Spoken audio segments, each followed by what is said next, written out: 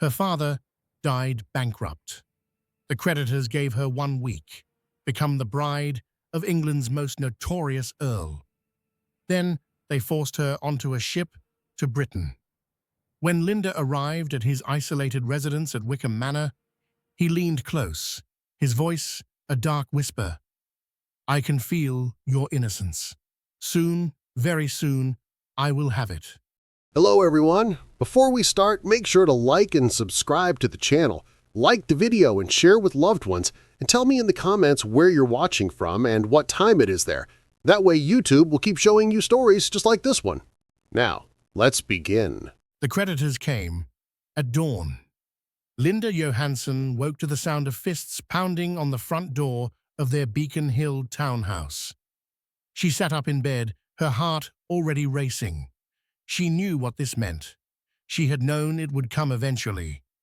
Her father had been dead for 3 weeks. She dressed quickly in a simple black morning gown and went downstairs. The house was already in chaos. Servants rushed through the halls with frightened faces. Her brother Samuel, only 12 years old, stood at the top of the stairs in his nightshirt. His eyes were wide with fear.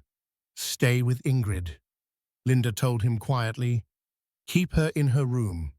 Do not come down, no matter what you hear." Samuel nodded and disappeared down the hallway. Linda descended the grand staircase. Her father had built this house with shipping money. Swedish immigrants made good, he used to say with pride. Now it would all be gone. In the entrance hall, 5 men waited. They wore expensive suits and carried leather portfolios. Their faces showed no sympathy. Mr. Harold Bentley, her father's solicitor, stood among them, looking grey and exhausted. "Miss Johansson," Bentley said softly, "these gentlemen represent your father's creditors. The debts are considerable." "How considerable?" Linda asked. Her voice did not shake. She would not give them the satisfaction. The largest creditor stepped forward. His name was Mr. Calloway. He had cold eyes and a cruel mouth. $73,000, he said. "Your father's shipping investments failed catastrophically. 3 vessels lost at sea in the past year. Another 2 impounded for unpaid port fees. The warehouse on the wharf has been seized. This house will be sold at auction next month." Linda felt the floor tilt beneath her feet, but she did not fall. "I see. There is, however, an alternative arrangement," Calloway continued. He opened his portfolio and withdrew a letter. The paper was expensive. The seal was red wax, stamped with a wolf. "Are you familiar with the Earl of Wickham?" Linda's blood turned cold. Everyone had heard of Jacoby Graham, Earl of Wickham. Even in Boston, his reputation preceded him. A man of immense wealth and darker appetites. They said he collected things: estates, horses, rare books, women. His first wife had died under mysterious circumstances 5 years ago. Some said suicide, others whispered murder. "I know the name," Linda said carefully. "The Earl holds the largest portion of your father's debt," Calloway said. "Nearly $50,000. Your father borrowed extensively from English banks to finance his final ventures. The Earl purchased those debts 3 months ago. 3 months ago, when her father was still alive." Linda's throat tightened. Had father known? Had he made some arrangement? "The Earl has made a proposal," Calloway continued. He handed her the letter. "Read it." Linda's hands trembled as she broke the seal. The handwriting was bold and precise. The words were few. "Miss Johansson, your father's debts can be forgiven under one condition. You will sail to England and become my wife. The marriage will take place immediately upon your arrival. You will have 1 week to settle your affairs in Boston. Refuse, and your family faces debtor's prison. The choice is yours. Jacoby Graham, Earl of Wickham. Linda read it twice. The words did not change. "This is madness," she whispered. "This is business," Calloway corrected. "You have two options, Miss Johansson. Marry the Earl or face the consequences. Your siblings will be sent to the workhouse. You will lose everything, including your freedom." Linda thought of Samuel and Ingrid, orphaned now, dependent on her completely. She thought of the workhouse, that terrible place where children died of disease and despair. She looked at Mr. Bentley. "Did my father know about this arrangement?" Bentley's eyes filled with tears. "He signed the contract 3 weeks before his death. He thought it would secure your future. He believed the Earl to be a man of honor, despite his reputation." Honor. Linda almost laughed. What honor was there in purchasing a bride like livestock? But Samuel's frightened face flashed in her mind. Ingrid's gentle smile. They were children. They deserved better than poverty and suffering. "When does the ship leave?" Linda asked. Calloway smiled. It was a terrible smile. "1 week from today. The Earl has already paid for your passage. First-class accommodations aboard the SS Atlantic." Linda folded the letter carefully. "Then I shall be ready." That night, she told Samuel and Ingrid the truth. They cried, she held them, and promised she would send for them once she was settled in England. She promised everything would be all right. She was lying, and they all knew it. The week passed in a blur of packing and goodbyes. Linda sold everything she could to give Samuel and Ingrid money for their care. Neighbors agreed to house them temporarily. Linda arranged for their education to continue. On the morning of her departure, she stood on the dock, watching the great ship being loaded. The SS Atlantic was massive and modern. Steam and sail combined. It would carry her across the ocean to a new life, to a stranger who had bought her, to an earl they called a beast. The crossing took 14 days. Linda spent most of them on deck, watching the endless grey water. She could not bear the cheerful conversations in the dining salon, the other passengers with their bright futures. She was travelling toward darkness. England appeared through morning fog. The port of Liverpool was chaos and noise. Sailors shouted. Cargo swung through the air on great hooks. The smell of fish and coal smoke filled Linda's lungs. She descended the gangplank with her single trunk. Everything else had been sold. A carriage waited, black lacquer, fine horses, the Earl of Wickham's crest on the door, a silver wolf with bared teeth. An elderly woman stepped forward. She wore a severe grey dress and had kind eyes. "Miss Johansson, I am Mrs. Rothwell, housekeeper at Wickham Manor. His lordship sent me to collect you. The journey to Yorkshire will take 2 days." Linda climbed into the carriage. Mrs. Rothwell settled across from her. As they pulled away from the docks, Linda finally spoke. "Tell me about him, about the Earl."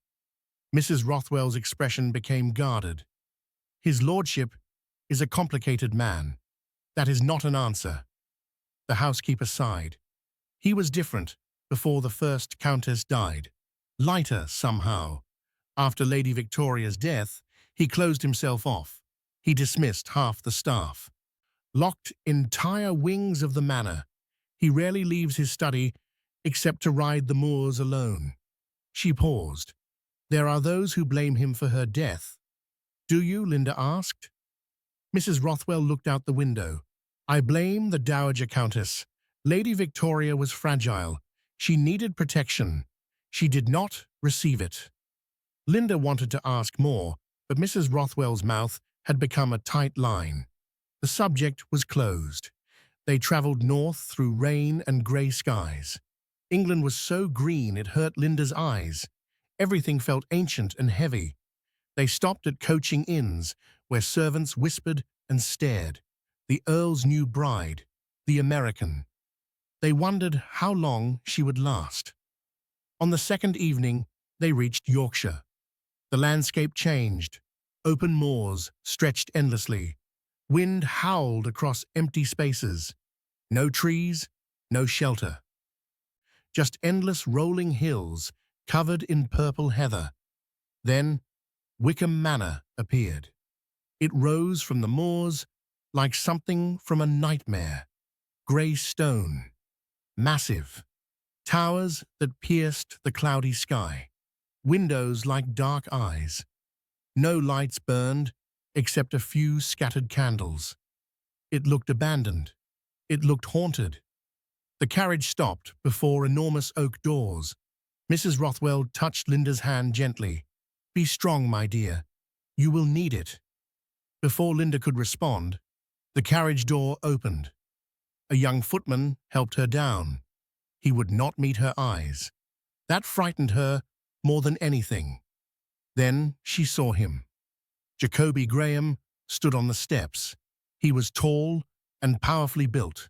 Dark hair, sharp features. He wore all black as if in mourning. But it was his eyes that stopped Linda's breath. Pale grey, cold as winter ice. They swept over her body with the assessment of a man inspecting property. He descended the steps slowly, predatory. He circled her once without speaking. Linda forced herself to remain still. She would not cower. "So," he said finally.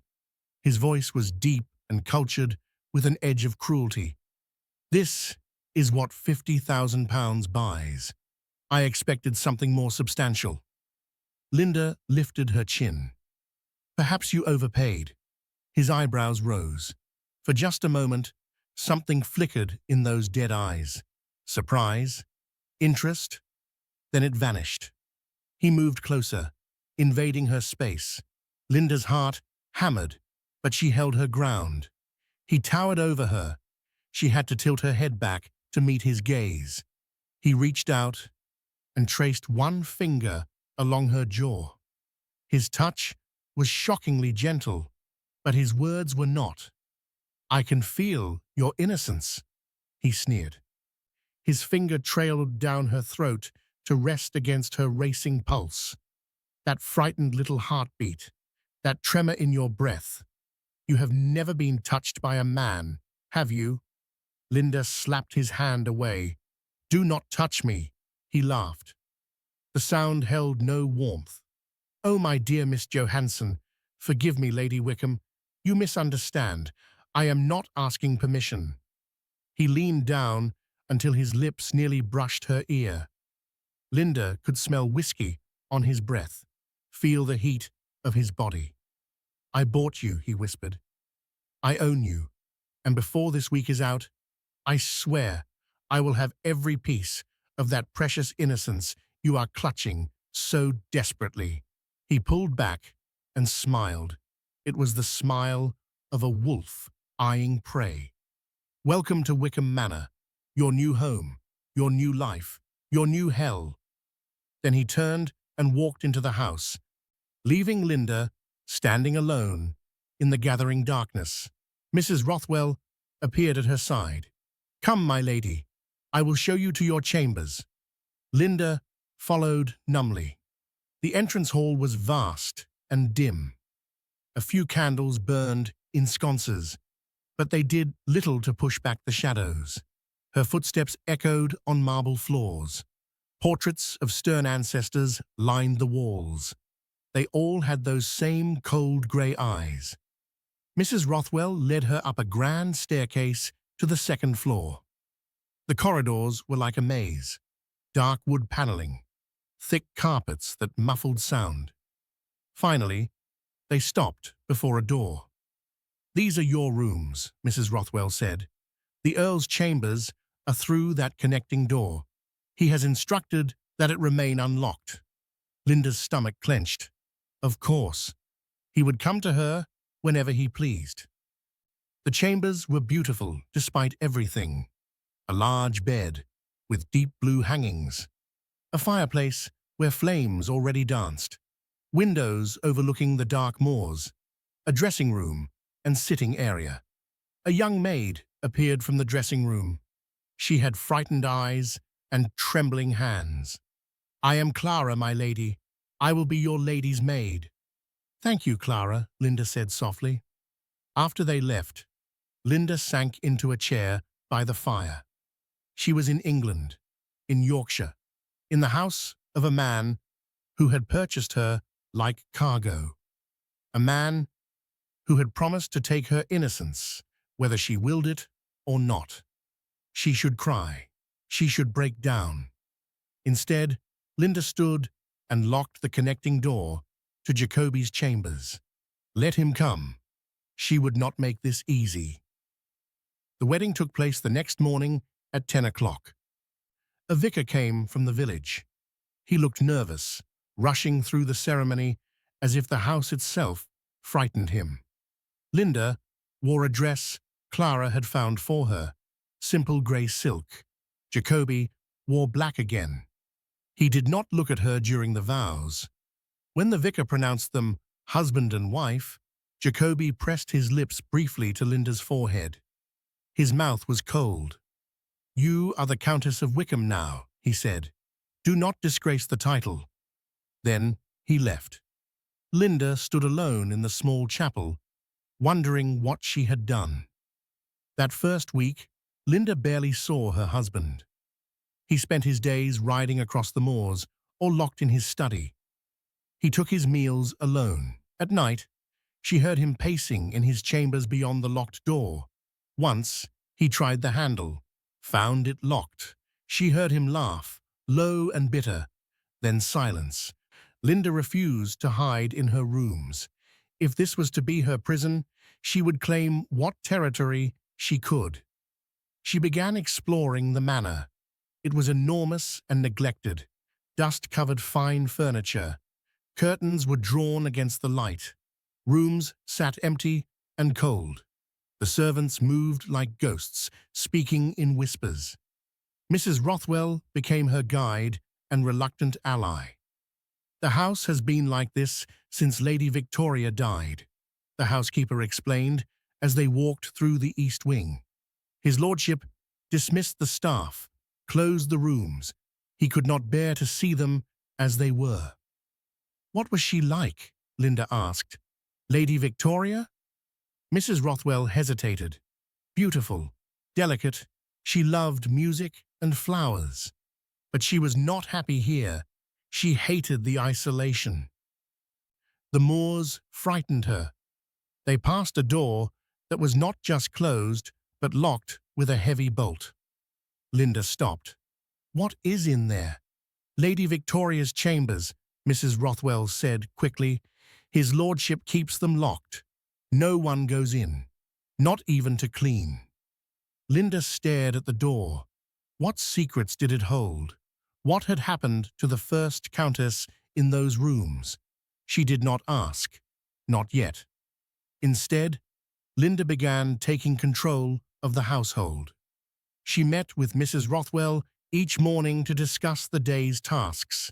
She ordered rooms opened and aired. She had the servants light fires in empty chambers. Slowly, gradually, Wickham Manor began to wake from its long sleep. The servants responded to her warmth. Clara stopped trembling. Thomas, the young footman, smiled when he saw her. Even the cook, a formidable woman named Mrs. Patterson, softened. "It is good to have a mistress again," Mrs. Patterson said one morning. "The house needs life." Linda also began visiting the tenants on the estate. She rode out with Thomas as escort, bringing food and medicine to families in need. The people were surprised. The Earl never visited, but his new countess came with kind words and open hands. Word spread. The American bride was not what they expected. She was warm, generous. She cared. One afternoon, Linda discovered the estate office. Inside were ledgers and account books. Her father had taught her business. She understood numbers and trade. What she saw in those books troubled her. The estate was profitable, but poorly managed. Money was wasted. Investments were scattered and unfocused. She was studying the accounts when the door opened. Jacoby stood in the doorway. He had clearly been riding. His hair was windblown. Mud splattered his boots. He stared at her with those cold, grey eyes. "What are you doing?" he asked. Linda did not flinch. "Reading your account books. Your estate manager is either incompetent or stealing from you. Probably both." Jacoby moved into the room. He looked at the open ledgers on the desk. "You understand finance?" "My father owned a shipping company," Linda said. "He taught me everything. These books are a disaster." Something shifted in Jacoby's expression. He pulled up a chair and sat across from her. "Show me." For the next hour, they worked through the accounts together. Linda pointed out discrepancies. Jacoby asked sharp questions. His mind was quick and ruthless. When he focused, the coldness melted into intense concentration. "You are right," he said finally to Harrison has been embezzling for years. I was too distracted to notice. "You were grieving," Linda said quietly. Jacoby's jaw tightened. "That is not an excuse." "Perhaps not, but it is a reason."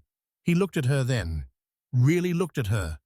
Not as property, not as a purchased bride, but as a person, a woman with intelligence and capability. "Why are you doing this?" he asked. "Why care about my estate, about my tenants?" Linda closed the ledger. "Because this is my home now, whether I chose it or not, and I will not live in a place that is falling apart." "Most women in your position would hide in their rooms," Jacoby said. "Wait for rescue that will never come. I am not most women." A ghost of a smile touched his lips. "No, you are not." He stood to leave. At the door, he paused. "We dine together tonight, 8 o'clock. Do not be late." It was not a request, but it was not quite a command either. That night, Linda dressed carefully. Clara arranged her hair. The deep green gown brought out the color in her hazel eyes. When she entered the dining room, Jacoby was already there. He stood when she entered. His gaze swept over her. Something flickered in those cold eyes. Appreciation? "You look well," he said. "Thank you." Dinner was strange. They talked about the estate, about needed repairs, about which tenants required assistance. The conversation was easier than Linda expected. Jacoby was intelligent and well-read. When he spoke about the land, passion crept into his voice. "My father built this estate from nothing," he said. "I will not let it crumble." "Then we will rebuild it together," Linda said. Jacoby set down his wineglass. "Why would you help me? I forced you into this marriage, threatened your family, treated you like property." Linda met his gaze steadily. "Because despite everything, I see that you love this place, and perhaps if we work together, this arrangement might become bearable." "Bearable," Jacoby repeated. He laughed, but this time the sound held genuine amusement. "You set your expectations admirably low, Lady Wickham." "I have learned to be practical, Lord Wickham." Their eyes held. Something passed between them. Not warmth, not yet, but perhaps the possibility of it. After dinner, Jacoby walked her to her chambers. At the door, he stopped. "The connecting door. It is still locked." "Yes," Linda said. "I could break it down." "You could, but I will not," he said quietly. "Not tonight." He turned to leave. Linda surprised herself by speaking. "Jacoby?" He stopped. It was the first time she had used his given name. "Thank you," she said, "for giving me time." He nodded once. Then he was gone. Linda entered her room and leaned against the door. Her heart raced. Something had shifted tonight. Some wall had cracked. She did not know if that terrified her or gave her hope.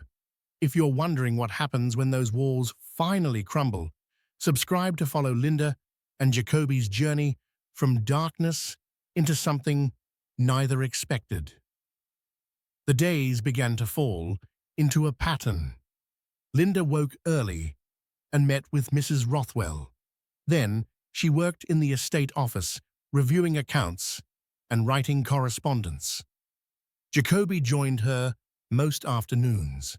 They worked side by side, discussing business and making decisions together. He valued her opinion.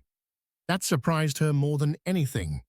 He also began courting her in his own strange way. Books appeared in her sitting room. Poetry by Tennyson, novels by the Bronte sisters, books she had mentioned wanting to read. Fresh flowers filled her chambers each morning, roses from the manor's overgrown gardens. One afternoon, Jacoby invited her to ride with him across the moors. Linda had been an accomplished rider in Boston. She accepted eagerly. They rode for hours through the wild landscape. The wind pulled at Linda's hair. The sky stretched endlessly above them. For the first time since arriving in England, she felt free. "You ride well," Jacoby said as they paused on a hilltop overlooking the valley. "I expected you to be timid." "Why, because I am a woman?" Linda challenged. He smiled. It was small, but genuine. "No, because most people are frightened of the moors, the emptiness, the isolation." "I find it beautiful," Linda said. She looked out at the rolling hills covered in heather. "Lonely, but beautiful." "Yes," Jacoby said quietly. "Like me." Linda turned to look at him. He stared at the horizon, his profile sharp against the grey sky. For the first time, she saw past the coldness to the man beneath, a man who was achingly alone. "You do not have to be lonely," she said softly. He looked at her. Something vulnerable flickered in his eyes. Then it was gone. "Come, I will show you the old abbey ruins." They rode on, but something had shifted between them. That evening, a storm rolled across the moors. Thunder shook the house. Rain lashed the windows. Linda tried to read by the fire in her sitting room, but the noise made her restless. She thought of Jacoby alone in his study as always. She found herself walking down the corridor. She knocked on his study door. No answer. She opened it anyway. The room was dark, except for firelight. Jacoby sat in a leather chair with a bottle of brandy beside him. He did not look up when she entered. "Go away," he said. His voice was rough. "No," Linda said. She closed the door behind her. "What is wrong?" "Nothing that concerns you." Linda moved closer. She could see the tension in his shoulders, the tight grip of his hand on the brandy glass. "We are married. Everything about you concerns me now." He laughed bitterly. "What a terrible fate for you." "Jacoby, please, talk to me." He drained his glass and poured another. "Do you know what day it is?" "November 14th. 5 years ago today, Victoria died." Linda's breath caught. She had not known. "She jumped from the cliffs," Jacoby continued. His voice was flat, emotionless. "Or fell. No one knows for certain. They found her body on the rocks below, broken." "I am so sorry," Linda whispered. "Are you?" He looked at her finally. His eyes were bloodshot. "You replaced her easily enough." The words stung, but Linda heard the pain behind them. She knelt beside his chair. "I did not replace her. I am not trying to replace her. Then what are you trying to do? He demanded. Why are you here? In this room, in my life? Why do you look at me as if I am not a monster? Because you are not a monster, Linda said firmly. You are a man who lost someone, a man who is hurting. Jacoby's hand trembled as he set down his glass. She hated me at the end. Did you know that? She could not bear to look at me. She called me cold and cruel. She said I trapped her here in this God-forsaken place. What happened? Linda asked gently. How did she die? Jacoby was silent for a long moment. The fire crackled. Thunder rumbled in the distance. She was not well, he said finally. Her mind was fragile. She suffered from dark moods. My mother convinced me to bring in doctors. They prescribed laudanum for her nerves, but it made things worse. She became paranoid, confused.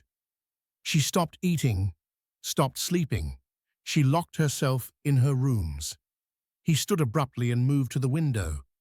The night she died, I was in London on business. When I returned, she was already gone. My mother said Victoria had been raving about demons in the walls, that she had run out into the storm. By the time they found her, it was too late. Linda stood and moved to his side. That was not your fault. Was it not? His voice broke. I left her alone with her demons, with my mother. I abandoned her when she needed me most. You did not know, Linda said. You could not have known. Jacoby turned to face her. Tears shone in his eyes. I should have protected her. I should have seen what was happening. But I was too consumed with the estate, with my responsibilities. I failed her. Linda reached up and touched his face gently. He flinched but did not pull away. You did not fail her. You tried to help her the only way you knew how. And now you are here, he said. Another woman trapped in this house with me. How long before I destroy you too? You will not destroy me, Linda said. I am stronger than you think. I see that, he whispered. God help me. I see that. His hand came up to cover hers on his cheek. His skin was warm. His eyes searched her face, as if looking for answers to questions he could not ask. Linda, he said. Her name on his lips sent shivers through her body. I do not know how to do this, how to let someone close, how to trust again. Neither do I, she admitted, but perhaps we can learn together. He leaned down slowly, giving her time to pull away. She did not. His lips brushed against hers softly, tentatively. It was nothing like his cruel words on the steps that first night. This was gentle, questioning, seeking permission. Linda kissed him back. The kiss deepened. His arms came around her waist, pulling her close. She felt the heat of his body, the strength of him. Her hands slid up to his shoulders. When they finally pulled apart, both were breathing hard. Jacoby rested his forehead against hers. Stay with me tonight, he said. Not for what I promised. Just stay. I do not want to be alone. Linda nodded. I will stay. They sat together by the fire. Jacoby held her in his arms. Linda listened to the steady beat of his heart. Outside, the storm raged, but inside, in the warmth and quiet, something new was growing between them. Something that felt dangerously like hope. If you're wondering what happens when those walls finally crumble, subscribe to follow Linda and Jacoby's journey from darkness into something neither expected. After that night, everything changed. Jacoby no longer locked himself away. He joined Linda for breakfast. They rode together across the moors. They worked side by side in the estate office. He laughed at her observations. She teased him about his brooding nature. The servants noticed. Mrs. Rothwell smiled more. Thomas whistled while he worked. Even the manor itself seemed lighter, as if the shadows were finally retreating. One evening, Jacoby came to Linda's chambers. She was reading by the fire when he knocked on the connecting door. Her heart leapt. She opened it. He stood in the doorway, wearing only his shirt and trousers. His dark hair was disheveled. His eyes held heat she had never seen before. "May I come in?" he asked. Linda stepped aside.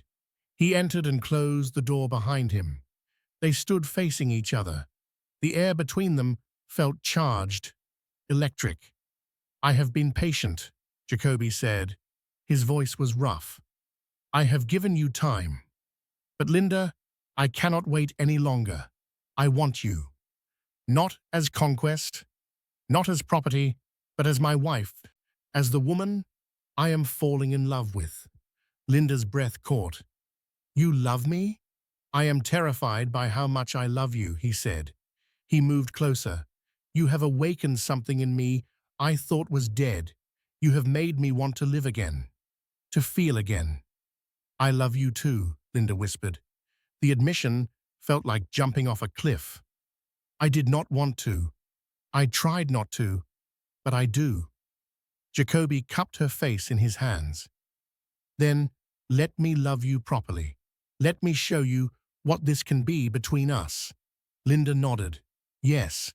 He kissed her deeply, passionately, his hands tangled in her hair. Linda melted into him, her body responding to his touch. He lifted her and carried her to the bed. She gasped and clung to him. "Are you frightened?" he asked as he laid her down gently. "Terrified," she admitted. "So am I," he said. "But we will be terrified together." That night, Jacoby was tender and patient. He showed Linda pleasures she had never imagined. He whispered words of love and devotion. He made her feel cherished and beautiful. When it was over, she lay in his arms, feeling safe and complete for the first time in her life. "Stay," she said. "Sleep here tonight." Jacoby pulled her closer.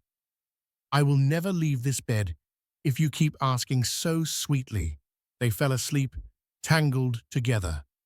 Linda woke in the morning to find him watching her. "What are you thinking?" she asked. "That I am the luckiest bastard in England," he said. He kissed her forehead.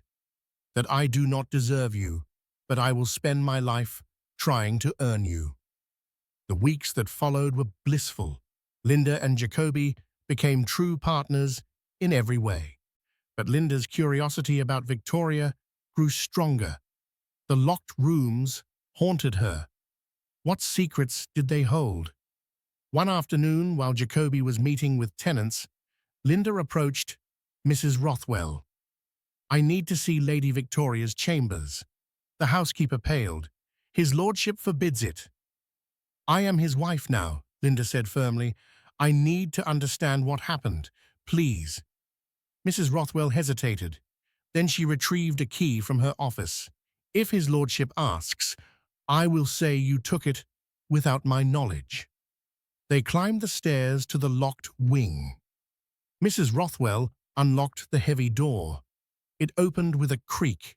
The rooms beyond were dark and musty. Dust covered everything. Linda stepped inside. The chambers were beautiful but eerie. A canopy bed with torn silk hangings. A dressing table covered in bottles. Linda moved closer. Laudanum. Dozens of bottles, some empty, some still full. She opened drawers, found letters in a feminine hand. She began reading. Her blood ran cold. The letters were from Victoria to her sister in Scotland. They chronicled a descent into madness. But the words suggested it was not natural madness.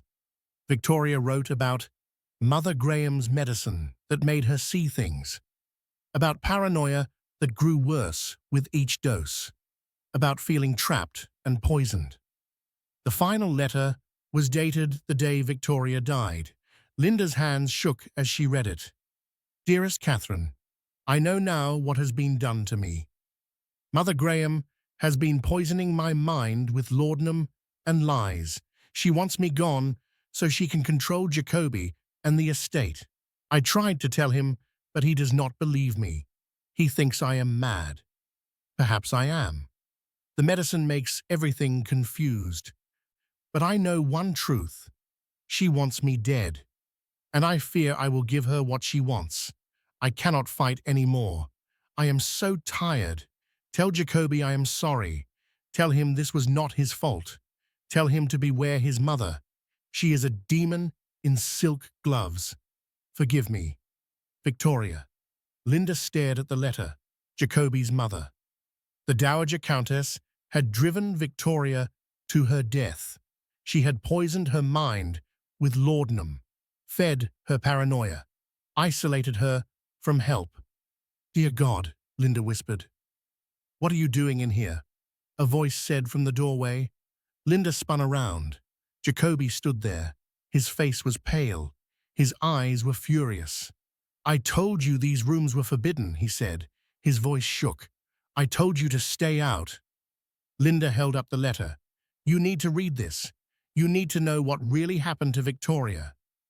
I know what happened, he shouted. She went mad and killed herself because she could not bear being married to me. No, Linda said firmly. She was murdered.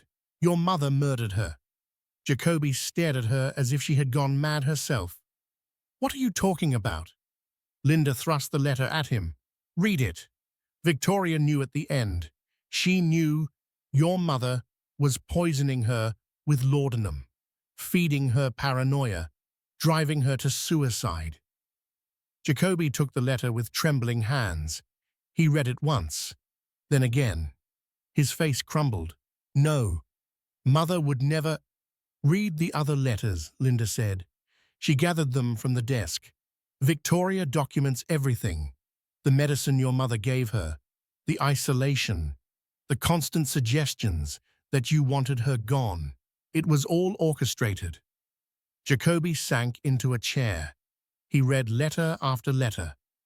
With each one, his face grew harder, colder. Finally, he looked up. Tears streamed down his face. She killed Victoria, he said. My own mother killed my wife. Linda knelt beside him. I am so sorry. But you need to know the truth. Victoria did not hate you. She loved you. She tried to tell you, but the laudanum made her incoherent. Jacoby buried his face in his hands. His shoulders shook with sobs. Linda held him as he broke. All the guilt he had carried for 5 years came pouring out. I failed her, he wept. I should have seen it. I should have protected her. You did not know, Linda said. Your mother is a master manipulator. She fooled everyone. If you're wondering what happens when those walls finally crumble, subscribe to follow Linda and Jacoby's journey from darkness into something neither expected. Jacoby spent the rest of that day locked in Victoria's rooms, reading every letter, every diary entry. Linda stayed with him. When he finally emerged, his face was set like stone. I will write to my mother, he said. She is in Bath. She will stay there. Jacoby, she murdered Victoria, Linda said. She should face justice. There is no proof that would stand in court, Jacoby said bitterly. Just the ravings of a woman everyone believed was mad. My mother is powerful. She has connections. Accusing her publicly would destroy us both. Then what will you do? Keep her away from here, away from you. He pulled Linda close. I will not let her hurt you. I swear it. But fate had other plans. 2 weeks later, a carriage arrived without warning. Linda was in the morning room reviewing menus with Mrs. Rothwell when Thomas burst in. His face was white. My lady, the Dowager Countess is here. Linda's blood turned to ice. Where is Lord Wickham? Riding the eastern fields. He will not return for hours. Before Linda could respond, the door opened. A woman swept in like a dark queen. She was perhaps 50, still beautiful, dressed in elegant black silk. Her eyes were the same pale grey as Jacoby's, but filled with cold calculation. "So," Dowager Countess Honora Graham said, "this is the American merchant's daughter my son purchased." Linda stood. She would not be intimidated. "Lady Honora, your son did not expect you. Clearly." Honora's gaze swept over Linda with contempt. "I came as soon as I heard about this marriage. I had to see for myself what sort of creature had trapped my son." "I trapped no one," Linda said evenly. "Our marriage was arranged by creditors." "How convenient for you." Honora moved around the room, touching things as if reclaiming territory. "A penniless nobody becomes a countess. You must think yourself very clever." Mrs. Rothwell stepped forward. "My lady, perhaps I should prepare rooms." "I know where my rooms are," Honora snapped. "I lived in this house for 30 years. I do not need an American upstart to tell me where to sleep." She turned back to Linda. "We will speak plainly. You are not welcome here. You are not suitable to be Countess of Wickham. I will make your life so miserable that you will beg to leave." "I will not leave," Linda said. "This is my home now." Honora laughed. It was a terrible sound. "We shall see. Poor Victoria thought this was her home too. Look how that ended." Linda's hands clenched. "I know what you did to Victoria." Something flickered in Honora's eyes. "I beg your pardon?" "The laudanum, the isolation, the paranoia you fed her. I found her letters. I know you drove her to her death." For just a moment, fear crossed Honora's face. Then it hardened into fury. "You know nothing. Victoria was weak and mad. I tried to help her." "You killed her," Linda said, "and I will not let you do the same to me." Honora stepped closer. Her voice dropped to a venomous whisper. "You have no proof. No one will believe you. And if you try to turn my son against me, I will destroy you. I have connections you cannot imagine. I will ruin what little reputation you have. I will make certain society knows exactly what you are. A desperate little nobody who sold herself for a title." "Get out of this room," Linda said. Her voice shook with rage. "Get out before I have you thrown out." Honora smiled. "This is still my house, girl. You are merely a guest." "Wrong." Jacoby's voice rang from the doorway. He stood there in his riding clothes, his face dark with fury. "This is Linda's house now, and you are no longer welcome in it." Honora turned to her son. Her expression softened, became pleading. "Jacoby, darling, I only came to—" "I know what you did," he said. His voice was deadly quiet. "I know about Victoria, about the laudanum, about how you poisoned her mind until she could not bear to live." Honora's face paled. "She told you lies. She was mad, Jacoby. You know that." "I have her letters," Jacoby said. "She knew at the end what you had done. She tried to warn me, but I did not listen. I failed her. But I will not fail Linda." He moved to stand beside his wife. "You will leave this house today. You will never return. If you attempt to contact me or my wife, I will make Victoria's letters public. I will tell the world what you are." "You would not dare," Honora breathed. "The scandal would destroy you." "I do not care," Jacoby said. "I have lived in darkness for 5 years because of what you did. I will not live there anymore. You have no power over me now." Honora looked between them. She saw their united front, saw that she had lost. "You will regret this," she said. "Both of you. This marriage will not last. She will leave you, Jacoby, just like Victoria wanted to leave. And when she does, you will have nothing." "Then I will have nothing," Jacoby said. "But I will have it honestly, without you. Without your poison." Honora swept from the room. Within an hour, her carriage was loaded. She left without another word. But her eyes promised vengeance. After she was gone, Linda collapsed into a chair. Her hands shook. Jacoby knelt beside her. "Are you all right?" he asked. "She frightens me," Linda admitted. "She will not let this go." "I know," Jacoby said. "But we will face whatever comes together. I promise you that." He pulled her into his arms. Linda held him tightly. She had won this battle. But somehow she knew the war with Honora Graham was far from over. That night, Jacoby came to Linda's bed. He made love to her with desperate intensity, as if trying to prove they were stronger than his mother's poison. Afterward, he held her close. "I will keep you safe," he whispered. "Whatever it takes." "I know," Linda said, but doubt gnawed at her. Honora was powerful and vengeful. What would she do now that she had been cast out? The answer came sooner than either of them expected. A letter arrived 3 days later. It was addressed to Jacoby. Inside was a simple message in Honora's elegant script. "You have chosen your path, my son. Now face the consequences. London society will hear the truth about your American bride. Let us see how long your precious love survives when the world knows what she really is." Jacoby crumpled the letter.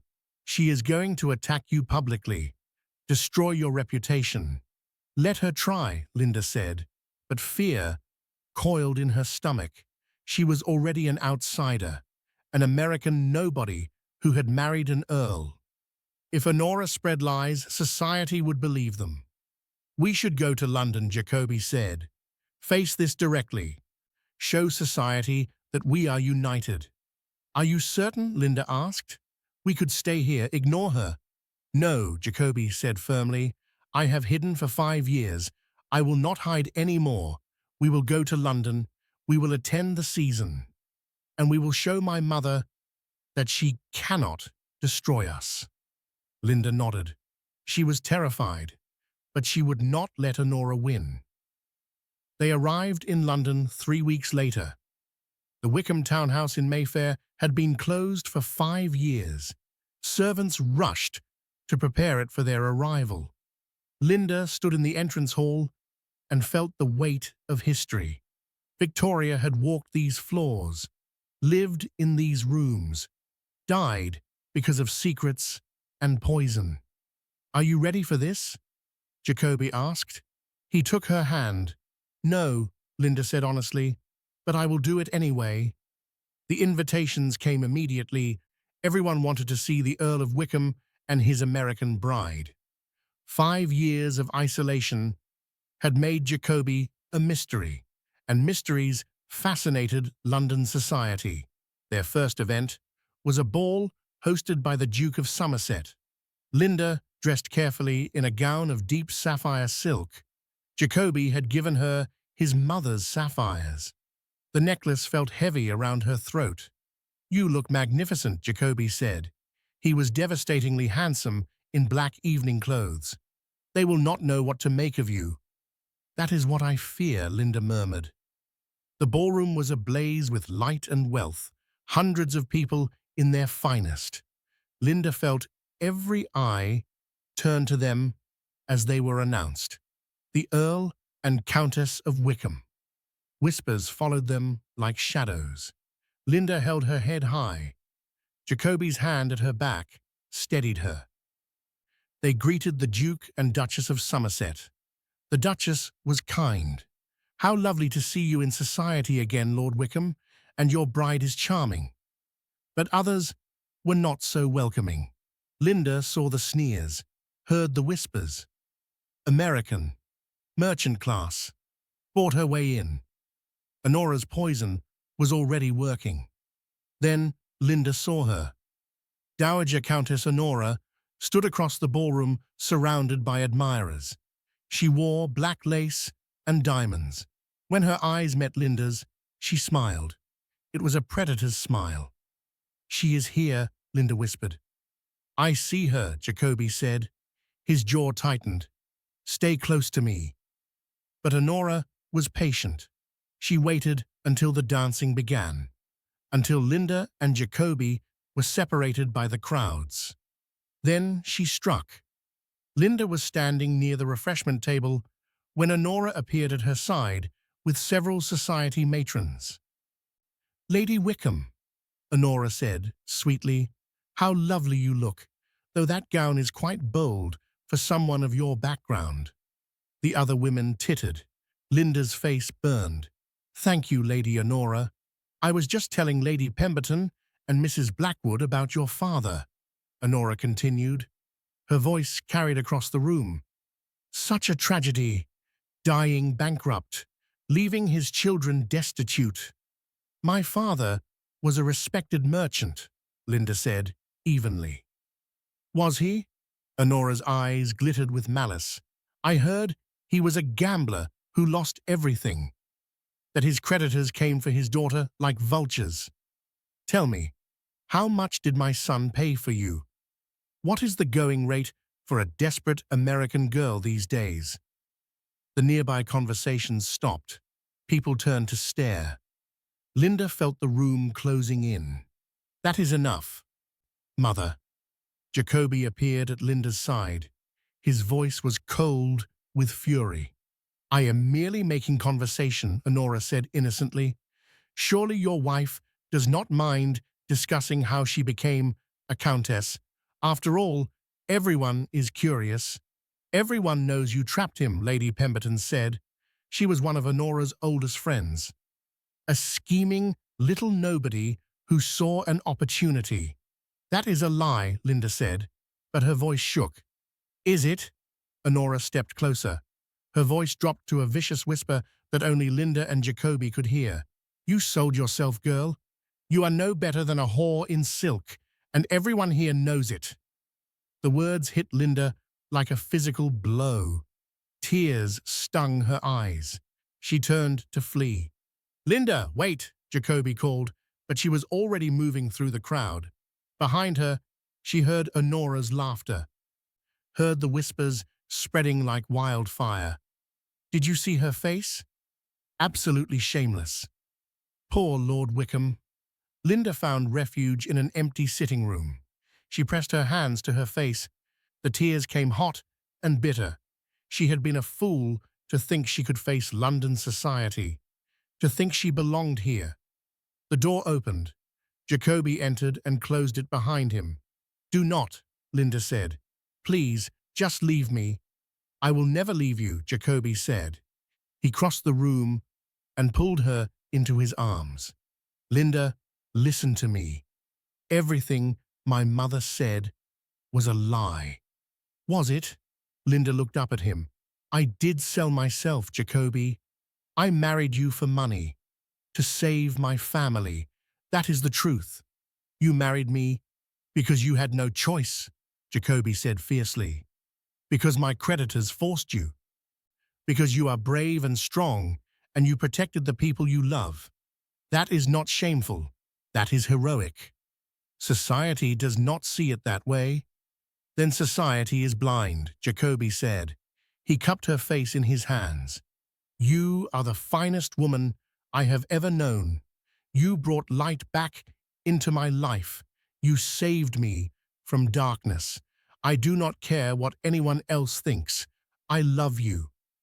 But your reputation—" "Damn my reputation," Jacoby said. "I have lived my life trying to please others, trying to maintain appearances. It has brought me nothing but misery. You are what matters. Our life together, Our future, nothing else. Linda wanted to believe him, but doubt gnawed at her. What if your mother is right? What if I am not enough? What if you wake up one day and realize you made a terrible mistake? Jacoby kissed her forehead, her cheeks, her lips. You are more than enough. You are everything, and I will prove it to you.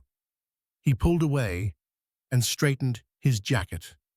Come, we are going back out there. Jacoby, I cannot. Yes, you can, he said firmly. We are going to walk back into that ballroom together, and I am going to tell every person there exactly what you mean to me. He offered his arm. Linda stared at it.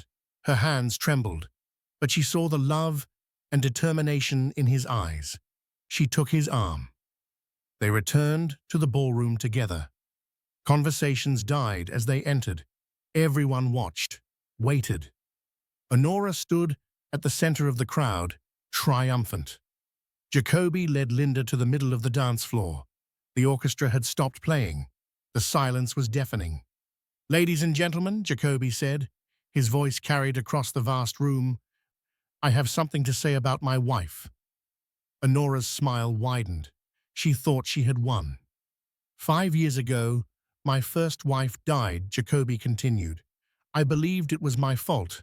I locked myself away from the world, from life. I became a ghost, haunting my own estate. The crowd listened, rapt.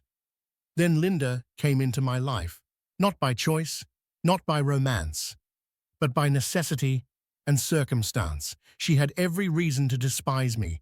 I had forced her into marriage, threatened her family, treated her cruelly. He turned to Linda. His eyes shone with emotion. But she did not despise me. She saw past my cruelty to the broken man beneath. She brought warmth to my cold house, light to my darkness, purpose to my empty days. She made me want to live again. Jacoby raised Linda's hand to his lips and kissed it. My mother has called her a schemer, a fortune hunter, a woman who trapped me. But the truth is this, I am the one who trapped her. I forced her into a life she did not choose. And yet she has given me more than I ever deserved. Love, partnership, hope. He looked at Honora. His voice turned cold. Lady Linda Johansson Wickham is my wife. She is the Countess of Wickham, and she is worth more than every person in this room combined. If anyone has a problem with that, you may take it up with me. The ballroom erupted. Some people clapped, others whispered furiously, but no one could look away. Honora's face was white with rage. She had been publicly defeated. The scandal was immediate. By morning, all of London knew what had happened at the Duke of Somerset's ball.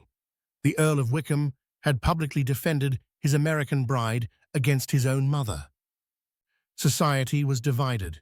Some called it romantic, others called it madness, but no one could deny the power of Jacoby's declaration. Honora retreated to Bath in disgrace. Her friends abandoned her. Whispers spread about Victoria's death, about the laudanum, about manipulation and murder. Linda had written to Victoria's family in Scotland before leaving Yorkshire. They had sent more letters, more evidence. Now those letters were making their way through society. The Dowager Countess's reputation was crumbling, but Linda and Jacoby did not celebrate. They returned to Wickham Manor, exhausted and shaken. The battle had been won, but the cost had been high. I am sorry, Linda said, one evening as they sat in the library. I have brought scandal to your family name. You have brought truth, Jacoby corrected. He pulled her into his arms. My mother brought the scandal. You simply exposed it. They stayed at Wickham Manor through the winter. Linda managed the estate with increasing skill. Jacoby modernized farming techniques and improved tenant conditions. They worked together as true partners. One morning in early spring, Linda woke feeling ill. She barely made it to the wash basin before being sick. Clara found her pale and trembling. "My lady, shall I fetch a doctor?" "No," Linda said quickly. But as the days passed and the sickness continued, she began to suspect the truth. She was with child. Linda told Jacoby that evening. He stared at her in shock. Then joy broke across his face like sunrise. "Truly?" he whispered. "Truly," Linda said. He lifted her and spun her around. She laughed and clung to him. When he set her down, there were tears in his eyes. "I will be a father," he said in wonder. "We are going to have a family." "Are you happy?" Linda asked. "Happy?" He kissed her deeply. "I am terrified and ecstatic and more grateful than I can express. You have given me everything, Linda. Everything." The pregnancy was difficult. Linda was sick often, but Jacoby was devoted. He brought her tea and read to her. He held her hair when she was ill. He rubbed her feet when they swelled. "You do not have to do this," Linda said one evening. "I have servants." "I want to," Jacoby said. "You are carrying my child, our child. It is the least I can do." One afternoon, Linda received an unexpected visitor. A carriage arrived, bearing a woman she did not know. The woman was perhaps 40, with kind eyes and Victoria's smile. "I am Catherine Morrison," the woman said, "Victoria's sister. I came as soon as I heard about the baby." Linda welcomed her warmly. Catherine had been the one who sent Victoria's letters. She had suspected the truth about her sister's death for years. "I wanted to meet you," Catherine said as they took tea, "to see the woman who finally exposed my sister's murderer, and to thank you." "I did nothing," Linda said. "You did everything," Catherine corrected. "You gave Victoria justice. You freed Jacoby from guilt. And you proved that not all women are destroyed by Earl Graham." Catherine stayed for a week. She told Linda stories about Victoria, about her gentleness and her struggles with melancholy, about how much she had loved Jacoby even at the end. "She would be glad he found you," Catherine said, before leaving. She would want him to be happy. The baby came in autumn, a long, difficult labor that left Linda exhausted. But when the midwife placed the tiny boy in her arms, everything else fell away. "He is perfect," Linda whispered. Jacoby sat beside her on the bed. He touched their son's tiny hand with wonder. "What shall we name him?" Linda thought of her father, of the man who had loved her despite his flaws. "What was your father's name?" "Thomas," Jacoby said. "Then Thomas it is," Linda said. "Thomas Samuel Graham." Jacoby's eyes filled with tears. Samuel for Linda's brother, a bridge between her old life and new. "Thank you," he whispered, "for everything. For this."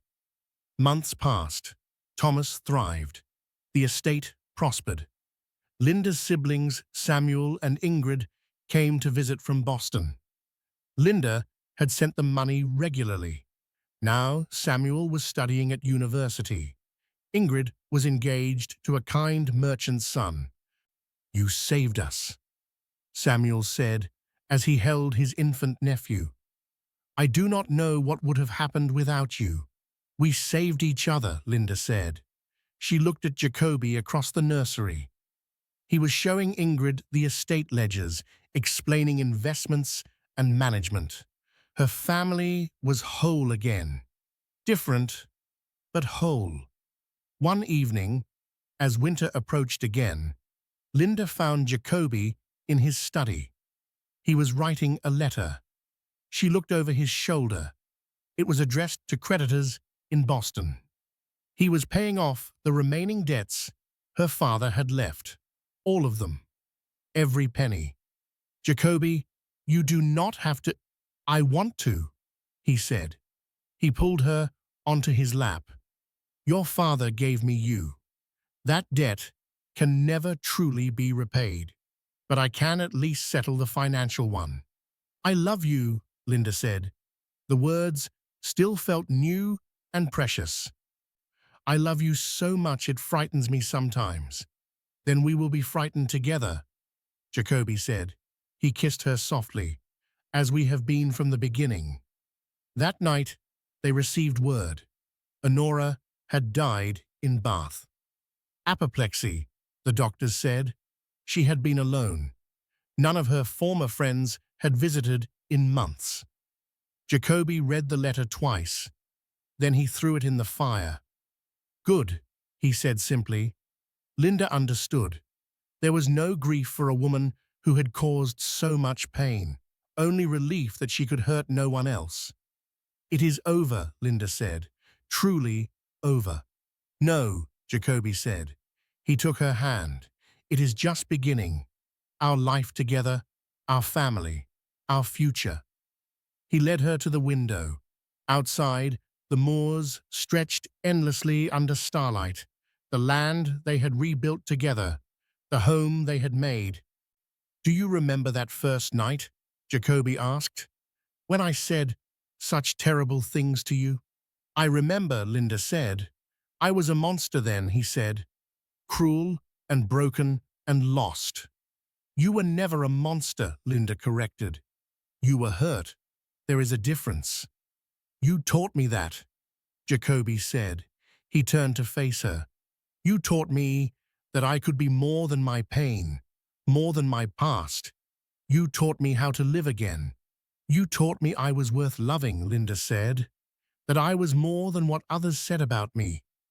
They stood together in the darkness, two people who had been purchased and sold, traded like property, but who had chosen to become partners, to build something real from something forced. I would do it all again, Jacoby said, every moment of loneliness, every year of isolation, because it led me to you. So would I, Linda said.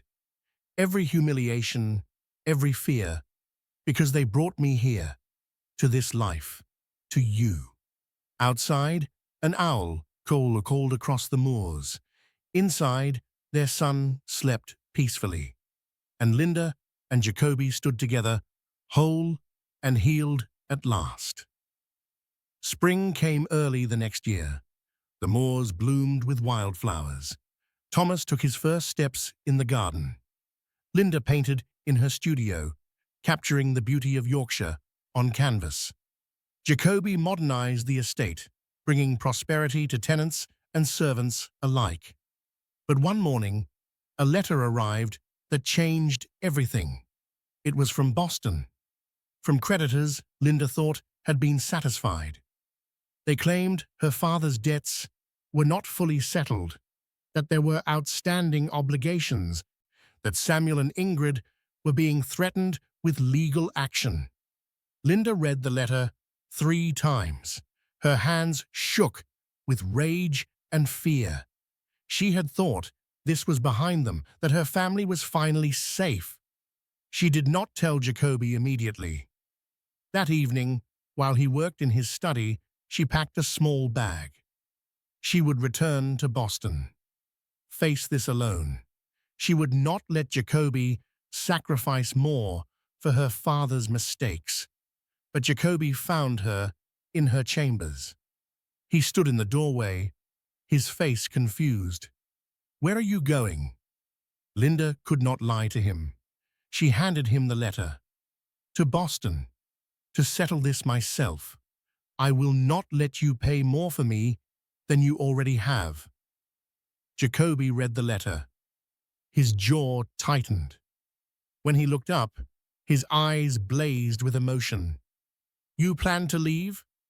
Without telling me? I planned to handle my own problems, Linda said. These are my debts, my family, my responsibility. Your responsibility? Jacoby's voice rose. Linda, you are my wife. Your family is my family. Your problems are my problems. Did you think I would let you face this alone? I will not be a burden to you anymore, Linda said. Tears streamed down her face. You have already given me so much. I cannot ask for more. Jacoby crossed the room in 3 strides. He gripped her shoulders gently but firmly. You foolish, wonderful woman, do you not understand? I would pay everything I have, sell every acre, burn this entire manor to the ground if it meant keeping you and your family safe. But I love you, Linda. His voice broke. God help me, I love you more than my pride, more than my fortune, more than my life itself. These are not sacrifices, they are privileges. The privilege of protecting the woman I love. Linda sobbed. I love you too, so much that it terrifies me. Loving you gives you the power to destroy me completely. Then we will be terrified together, Jacoby said. He pulled her close. As we have always been. Linda, I am not the man I was when you arrived. That cold, cruel bastard who threatened you on the steps. You changed me. You saved me. Let me save you now. How? Linda whispered against his chest. We go to Boston together, Jacoby said. As husband and wife, as partners, we settle these debts. We bring Samuel and Ingrid back here to live with us. We build the family we both deserve. Linda pulled back to look at him. You would leave Wickham Manor? Come to America with me? I would follow you to the ends of the earth, Jacoby said. This house is just stone and mortar. You are my home now. 6 weeks later, they sailed for Boston. Thomas came with them, along with Mrs. Rothwell and Clara. The Atlantic crossing was easier this time. Linda was not traveling toward darkness, but toward resolution. And she was not alone. Boston was exactly as Linda remembered. Smoke and noise and endless energy. But it felt foreign now. England was her home. Yorkshire was her home. Jacoby was her home. The creditors were surprised when the Earl of Wickham appeared in their offices. Even more surprised when he paid every outstanding debt in full and threatened legal action if they contacted the Johansson family again. These children are under my protection now, Jacoby said coldly. If you trouble them again, you will face the full weight of my resources. Do I make myself clear? The creditors agreed hastily. They had not expected an English earl to care about a dead merchant's children. Samuel and Ingrid were overjoyed. They had been living in modest rooms, struggling to make ends meet. Now they would come to England. Have a real home, a real family. Are you certain? Samuel asked Linda. He was 18 now, nearly a man. We do not want to be a burden. You could never be a burden, Linda said. She hugged him tightly. You are my family, and Jacoby's family now too. Ingrid cried happy tears. I never thought I would see you again. I thought you were lost to us forever. I was lost, Linda said. But I found myself again, and now I am bringing you home. They sailed back to England 6 weeks later. Samuel enrolled at Oxford to study law. Ingrid flourished in Yorkshire society, eventually marrying a neighbouring landowner's son. They visited Wickham Manor often, filling the house with laughter and life. More children came. A daughter they named Catherine after Victoria's sister, then twin boys, then another girl. Wickham Manor rang with children's voices. The darkness that had haunted it for so long was finally banished. Years passed. Linda and Jacoby grew older together. Grey touched their hair. Lines appeared on their faces, but their love only deepened. They had built something extraordinary from ashes and pain. A partnership, a family, a legacy. One evening, when they were both well into middle age, they sat in the library. The fire crackled. Their youngest daughter practiced piano in the music room. Grandchildren's voices drifted from upstairs. Do you remember that first night? Linda asked. She held Jacoby's hand. When you said such terrible things? I was a fool, Jacoby said. A cruel, bitter fool. You were hurt, Linda corrected, and so was I. Two broken people who found each other in the darkness and chose to heal together, Jacoby said. He lifted her hand and kissed it. I do not deserve you. I never did. Then it is fortunate I chose you anyway, Linda said. She smiled. We saved each other. Jacoby, that is what love does. He pulled her close. I would do it all again. Every moment of pain, every year of loneliness, because it brought me to you. So would I, Linda whispered. Every humiliation, every fear, every tear, because they brought me here, to this life, to you, to us. They sat in comfortable silence, watching the fire. Outside, the moors stretched endlessly. Inside, their family thrived. Two people who had been bought and sold like property had chosen to become something more. Partners, lovers, friends. The Earl, who had sworn to take her innocence, had instead given her everything. Love, family, home, purpose, and the woman who had arrived terrified and alone had given him back his life. They had started with a transaction. They had built a love story, and they lived truly and deeply, happily ever after. Thank you for following Linda and Jacoby's journey from darkness to light. If you loved their story of healing, transformation, and fierce love, subscribe for more tales of broken souls finding wholeness in each other's arms. If you're wondering what happens when those walls finally crumble, subscribe to follow Linda and Jacoby's journey from darkness into something neither expected. If you enjoyed this story, we appreciate you a whole lot and look forward to connecting with you as we build a community on this channel. Every day, we will put out more stories, so we need your support.